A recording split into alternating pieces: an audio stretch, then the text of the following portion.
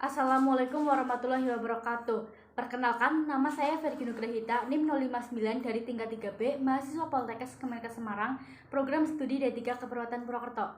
Di sini saya akan menjelaskan matriks asuhan keperawatan keluarga.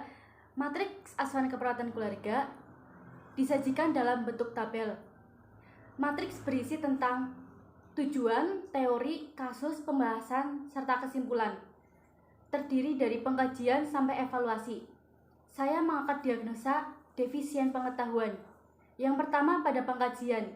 Pada teori berisi tentang definisi defisien pengetahuan yang diambil dari Nanda 2018-2020, serta ada tanda gejala objektif dan subjektif. Pada kasus berisikan tentang data subjektif dan data objektif yang diperoleh dari pasien dan keluarga pasien. Pada pembahasan berisi tentang analisa dari kasus, sudah sesuai dengan teori atau belum. Kemudian pada kesimpulan, yaitu berisikan poin-poin dari pembahasan apakah sudah sesuai dengan teori dan kasus atau belum. Yang kedua adalah diagnosa. Pada teori berisi tentang batasan karakteristik dari defisien pengetahuan yang diambil dari Nanda 2018-2020. Kemudian pada kasus berisi tentang data subjektif dan data objektif pasien yang paling merujuk untuk menegakkan diagnosa. Kemudian pada pembahasan berisi apakah sudah sesuai dengan teori dan kasus atau belum. Kemudian pada kesimpulan berisi tentang data subjektif pasien dan data objektif, apakah sudah sesuai dengan pembahasan atau belum. Ya, kemudian yang ketiga adalah perencanaan. Pada teori dijelaskan 5 tugas keluarga menurut Mubarak 2009. Kemudian saya cantumkan perencanaan defisit pengetahuan, saya tuliskan 5. Pada kasus dijelaskan kembali Nyonya S sesuai dengan diagnosa.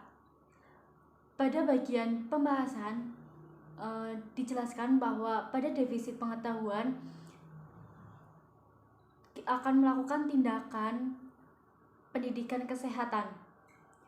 Pada kesimpulan disesuaikan dengan teori, kasus, dan pembahasan apakah sudah sesuai atau belum. Ya, yang keempat adalah implementasi atau pelaksanaan. Pada teori dijelaskan implementasi keperawatan yang ditunjukkan pada keluarga. Di sini ada 5 poin. Kemudian pada kasus dijelaskan kembali masalah Nyonya S sesuai dengan diagnosa. Pada pembahasan dijelaskan bahwa